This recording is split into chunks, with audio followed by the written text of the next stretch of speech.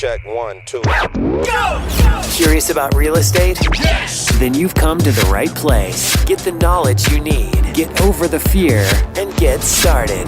This is the Michael Quarles Real Estate Show with your host, Michael Quarles. Hello, everybody. Michael Quarles with the Michael Quarles Real Estate Show, and welcome to podcast episode 304. We have another scenario question. These are sometimes pretty cool to get into and start dicing them up and talk about them. So I like them. I also like the 5 questions. And remember, if you have questions or a scenario question, send it to support@michaelquarles.com and we will try to get that asked and answered. Also, remember, if you're interested in our coaching program, please give us a shout out. Call us. The phone number is on our webpage. I can tell you that if you call between now and just a few weeks from now and let the guys and gals know that chat with you that Santa told you to call, then you could be in for a nice surprise. I'm absolutely a person who believes in Merry Christmas and saying Merry Christmas, and I am going to say it this year every chance I get. So Merry Christmas. Call in and ask or let them know that Santa said to call. Enough with the commercial. Let's get into today's scenario question. Here we go. A seller contacted me about a lot that he might want to sell. It's 11,000 square feet, zoned for 7 to 11 units. He owns it free and clear.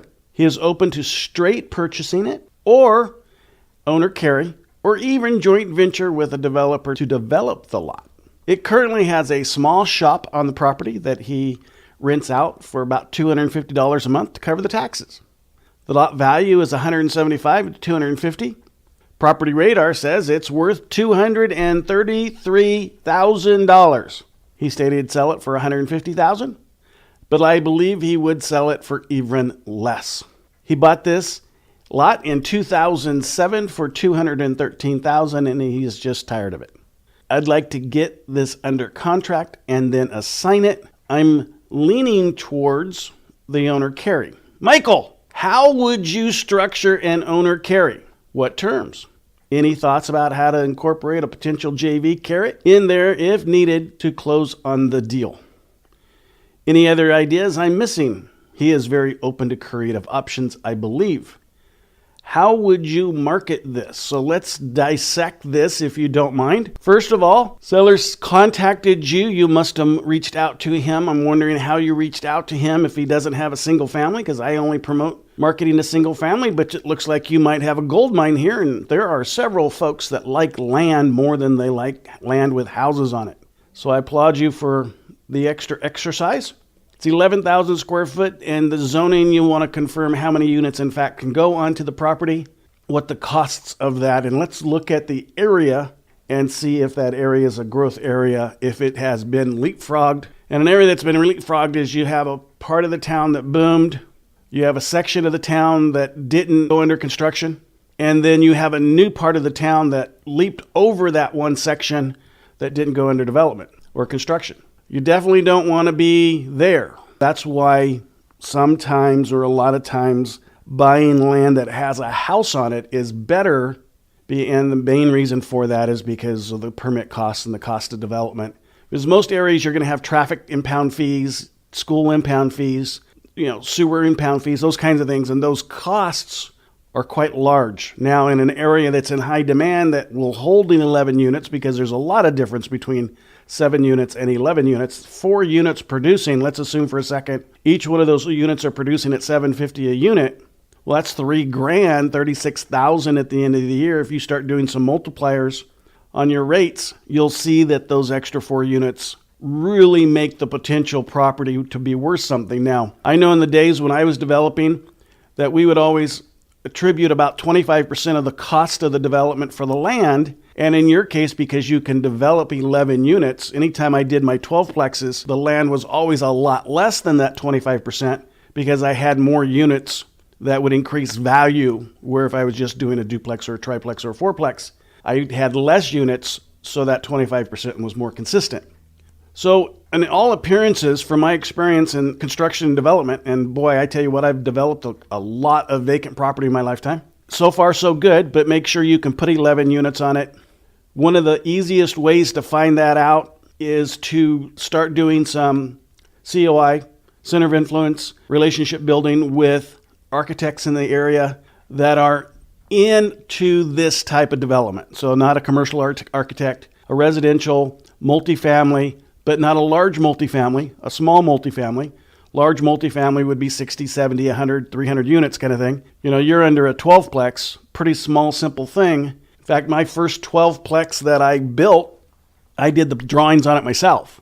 So you can kind of understand and see how, it's not so large that you need a real high-end architectural firm, but still you'll probably want to reach out to some, create a center of influence with them. They're going to charge you a fee to communicate with you, and understand that that's just part of what we do.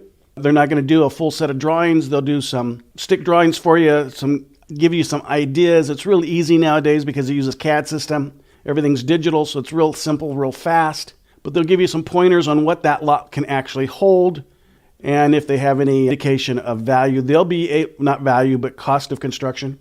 Because they're the architect that's always in the front part of a development, they're going to have their center of influence of contractors, if you aren't in fact one, who is versed at building small multifamilies. So again, you don't want a contractor that's going to build a large multifamily or used to doing large multifamily because they have the infrastructure that they have to pay for. All the managers, all the cars, all the vehicles, all the equipment that get paid by doing these large developments, and in all these small developments, you'll be paying an exorbitant amount of money towards that equipment cost that you won't be utilizing. So a firm that, is used to doing a 4-plex, a 12-plex, a 10-plex, those kinds of things, that's the kind of firm you're looking for. What you're wanting to do is find out a base cost. What's it going to cost me to put this development together? Because at the end of the day, that's what you're selling. You're selling, even if you're assigning it, unless you're going to take this all the way through fruition and build it, develop it, lease it out. Here I have this turnkey 11-plex. Unless you're going to do that, really what you're selling is the concept of putting this package that you're going to put together. And so I'd build that relationship with the architect. I'd start building that relationship with some contractors, get some opinions of value, what they would cost you, because they'll have experience from the last one they did. Go look at one that they're doing that's under construction, get a feel for it. That shouldn't cost you any money, a little bit of money to the architect to do the stick drawings like I indicated. You indicated he owns it free and clear. He's open to straight purchase or owner carry. Anytime I can get an owner to do owner carry, that's better for me. Let's face it, it is. You also indicated that he's open to a joint venture. Now, let me let you in on a secret. Right now, that property isn't worth anything to him. If he bought it in 2007 for $213,000, right now it's not worth anything to him, because he bought it with the anticipation of development. In fact, I remember I bought a lot that held a 12-plex, one of the ones I built, and the seller actually had already gone through the development stage of doing the drawings, a full, approved set of engineered drawings. So when I bought the property with those drawings. So you may confirm with the seller that he doesn't in fact have a full set of drawings already. If he does, great. You may not utilize them, but it's still going to help you look at potential here, and then it'll let you have easier conversation with that architect and those contractors. But getting back to the property is not worth anything to him right now, because right now he's sunk $213,000 in it. Well, he just wants something back. So I wouldn't get carried away into the joint venture thing, especially in the beginning of the conversation. If he said, I'll do a straight purchase or owner carry, yeah, I'm going to give you an option here in a minute of what I would do with this. And I wouldn't do a straight purchase or an owner carry and not a JV. But we're going to get to that in a second. So throw the JV out, maybe put on the sideline the straight purchase. There's reasons you would do that. And then really be looking at magnifying that owner carry. And the terms on owner carry are pretty basic. Let's face it. Right now it's costing him the $250 a month, but he's receiving the $250 a month. So if you did an owner carry, I would do a negative AM on that thing. I'd say, hey, I'll pay you $250 a month, because that's all he's getting right now. And that's all he cares to get. All he cares that at some point in the near future, he's going to get his whatever agreed upon price you have. And in this case, he wants $150. So he's going to get $1.50 at some agreed upon time in the future. You're going to exchange you're going to collect $250 from your tenant. You're going to sell it. You're going to give that back to the seller. And, maybe do a zero interest if you don't want to do a neg am and do a straight pay on the $250. That'll go to your taxes because it's not his taxes anymore. Sorry about that. But make this one simple. Don't put a lot of resource out because right now it's not needed. So let's continue forward. Renting it out for $250, you need to make sure that that's on a month-to-month. That shop isn't on a long-term lease. Because this could kill the deal if it's on a long-term lease. One, you'd have to buy the long-term lease out if it was even for sale. But if it wasn't for sale, you're kind of stuck. Let's face it. So make sure that's on a month-to-month. If it's on a lease, long lease from now, I wouldn't get involved. Now, if it's on a 6-month lease, the lease is up in 6 months, yeah, that's not a problem. I don't see an issue with that. You're not going to turn an 11-plex potential package deal here in, soon. It's going to take some legwork. It's going to be one of those things that you work on, and the payday is going to be good at the end of the day. But don't rush to thinking Christmas is coming, and you have Christmas money. It's not going to happen that fast. So just understand that. The value, you say the lot's worth $175 to $250. That seems like a big spread. So that's $75,000 on a $250. That's more than 25% of the price as a fluctuation. And so we need to get a real number there. And the real number will help you. You'll be able to help yourself arrive at that by going back to that architect and those contractors and starting to understand values and what the land value is. The other thing in most areas, you have realtors that sell single families, and some of them sell a little bit of multifamily, not big multifamily, but little multifamilies, duplexes, triplexes, fourplexes, what we consider residential multifamily. And then you start getting into the commercial guys. They're not realtors. They're just, they're real estate brokers and agents, but they're not necessarily members of the board of realtors, which is kind of exclusive to, single families, that kind of stuff. And they're going to do commercial stuff. So you'll have industrial, you'll have shopping center people, but you're also going to have commercial multifamily. So what I mean by that is anytime you get more than 5 units, the loans change on it, the types of loans that you're going to get, and it starts putting in a different arena. So you'll have those guys, but you're also going to have a little narrow section of folks, guys and gals, that only deal with land. And so when you look at the land part of it, you can have ag land, you can have industrial land, you have commercial land, and then you have residential multifamily land and residential single family land. Well, I would want to find those guys and gals. So I'd call around to my local, center of influence realtors that I've been dealing with, and I'd ask them, who is the land guy in town? Because there's only going to be one or two. There's not enough land for like a lot of these guys that specialize in land. And you want a guy or a gal that's going to specialize in multifamily, small multifamily land in your area, and have a conversation with them and ask them to place value on it for you. Let's face it, the upside to them is they get to sell it. Now understand that commission on land is a lot higher than the commission earned on residential property. So if I go out there and I pay 6.5% to list and sell a house, I'm going to pay upwards of 10% or more to sell land because it takes longer. There's more legal parts to land that need to be known than there is for residential. Residential is pretty simple. When you start getting into variances and zonings and Mellorews and some of the taxation and the undergrounds that have to go into pieces of property that aren't developed, that takes a special person. So they're going to earn that special person rate.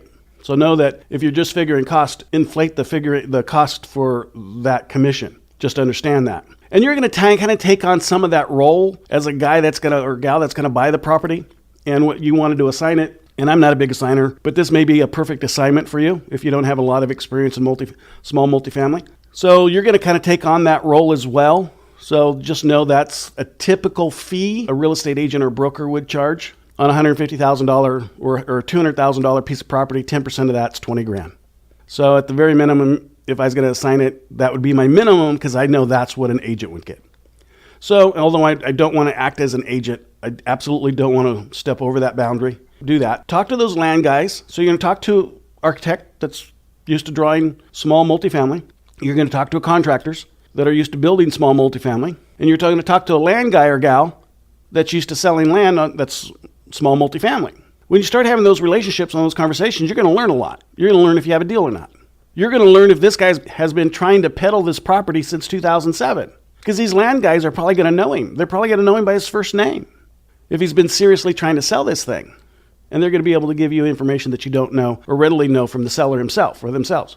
So, and what he paid for it in 2007, who cares? It doesn't really, it's not relevant here. So he paid $213. That's his exposure. He wants some of that back. In his opinion right now, he's willing to take at least a 25% loss or greater. Yeah, because he wants $150 for it and he paid $213.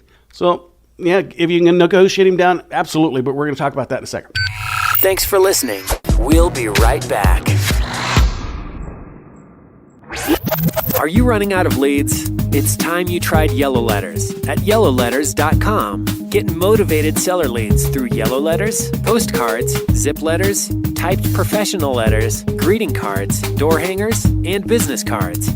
Yellow Letters is a full-service marketing company created with your success in mind. Get the personal attention you need to get your direct mail campaign started and get in touch at yellowletters.com.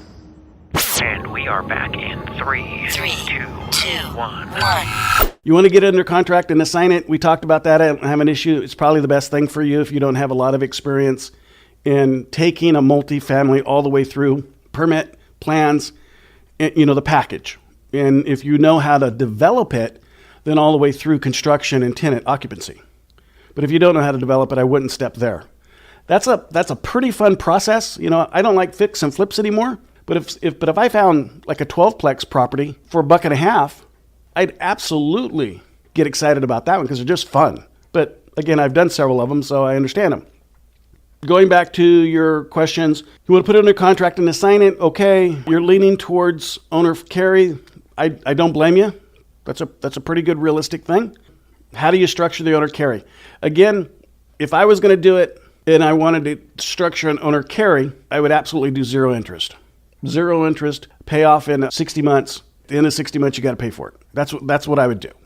And let's face it, he's owned it since 2007. It's now almost 2017. So he's owned it for 10 years, knowing that he's going to get his money in 5 years or less. Not a bad feature for him. It's not. Let's face it. Maybe you can only get him to 24 months. But here's something we're going to talk about this in a sec. It's another solution. I think it's a perfect solution in your situation, in the situation of this property. Then you want to know what terms, again, zero interest, 60 months, all due and payable.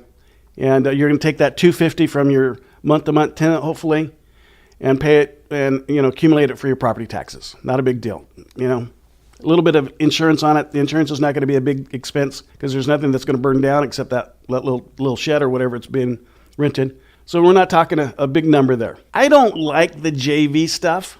I just don't. And here's the reason I don't. I just have enough experience that I don't need it. So I don't think you need it here either. Because, again, I'm going to introduce something to you on how to put this one to bed. So let's throw that JV stuff to the side. Don't need it. Anything you missing? I think I covered that for you, but here's how I want you to put the deal together. Because you said he's open to creative options. And inside of those two words is your offer. So I'm going to role play with you for a second, okay? Bear with me. So I'm going to be me, Michael, Grillo Investor, and I'm going to talk to the seller. And here's my question. Would you consider an agreement to sell to us now and give me time to put this deal together and pay you off? So would you consider selling to me now and give me time to put this deal together to pay you off? There's only two things he's going to say, yes or no. He's already said no if you don't ask, right? But he doesn't want to say no because he wants to sell it to you. He reached out to you. He's given you three options. I'll do a JV. I'll do seller financing. I'll take a highly reduced sales price over what I paid for it. So he's motivated. So would you consider selling it to me now, entering into an agreement to sell it to me now, and giving me time to put the deal together? Because he knows it's going to be a long road. Put the deal together and pay you off at that point. He's going to say yes or no. He's probably going to say yes. And he says yes, you say this. So if I can get an approval for the purchase price, are you ready for me to send you the purchase contract so we can get started immediately putting the deal together? Yes. Here's the next question I want you to ask him. How long should I write the purchase agreement for? Oh, Mike, what is this? What are you talking about? So what we're going to do is we're going to enter into an agreement to purchase the property for a period of time in the future. During the period of time, you're going to start doing all your due diligence. You're going to find your architects, you're going to find your contractors, you're going to find your land people. You're going to see what this thing's really worth, what you can really make out of it. He's basically going to give you an option to purchase it, but it's going to be a straight purchase contract, not an option contract, which says, if I give you notice you have to perform, that allows him to still sell it to somebody else. You're going to use your purchase agreement like an option, so he can only sell it to you, and you're going to, in advance, determine how much time and when this purchase agreement's going to close. And then talk seller financing after it closes if you want to. I don't think you will, because your construction lender or whoever you're going to sell this to, their construction lender, is going to want to be in first position. So if you did talk about seller financing, you'd want to talk about subordinated deed. But I don't think on an 11-plex that's going to be a traditional conventional lender. They're going to allow subordinated deed. They could. I could be wrong. I've had a subordinated deed transaction before. My construction lender was fine with it. It's not going to happen every day, but you don't need it in this case. There's going to be enough meat here by the time you put all your numbers together that paying off the $150 at purchase is going to be pretty simple. You're going to get let's assume that you take this all the way to construction and you're going to develop the 11-plex. So you're going to take it to permit, building, occupancy. You're going to get a commitment from an underlying lender. So a long-term lender is going to give you a commitment that when this thing is done, they'll refinance, pay off your construction loan. The moment you have that commitment, then you can get the construction loan. And the construction loan's going to be based upon the commitment and the future value. I mean, the numbers are going to be the numbers. I don't think you're going to have an issue with the $150. And most people that would lend construction money on a property for 11-plex or 12-plex or 7-plex, whatever it is that you're going to be able to develop there, we'll work out the details with you. And most people that you would assign this transaction to, even if you were just doing an assignment, they're going to have $1.50 laying around and understand the game in this arena.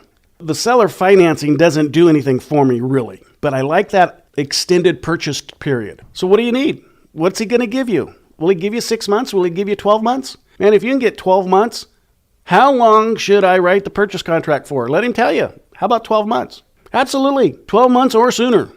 I'm going to give you $150 for the property. That means he continues to own it.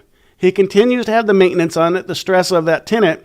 Your contract's not going to allow him to lease that property out because that stops that. So it can continue on a month-to-month, but it can't enter into a lease. So you don't have fears for that in the future if it's currently a month-to-month. But it's going to give you the time you need without any exposure on your behalf.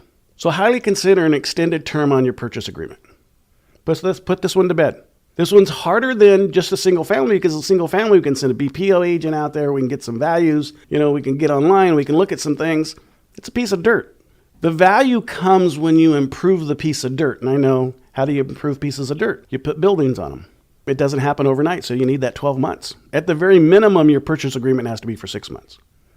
At the very, very minimum. But 6 months that's teasing yourself. So do a 12-month purchase agreement, not an option, but you're treating it like an option. Because remember, if you're using my purchase agreement, anytime during the purchase period, you have the right to cancel based upon what you learn, which is fair in a situation when you're buying dirt. Because you're going to learn all kinds of things you didn't know. I mean, you may have a soils issue. And now you got to have a soils engineer come out there and charge you enormous amounts of money to tell you the soil's fine or the soil's not fine. Well, you could have all kinds of stuff. You could have artifacts, you could have all kinds of things that, appear that you're unaware of. So make those three types of relationships, those center of influence, do it. And you got your architect that does small multifamily, you got your contractor that does small multifamily, and you've got your realtor, your real estate professional who does small multifamily. Make sure that real estate professional is a land expert. Hope I helped. This one was fun. Brought back some memories from the past. You guys take care. And remember, coaching program. Talk to you soon. Bye-bye. Thanks for listening to the Michael Quarles Real Estate Show. Get more info and stay in touch at michaelquarles.com.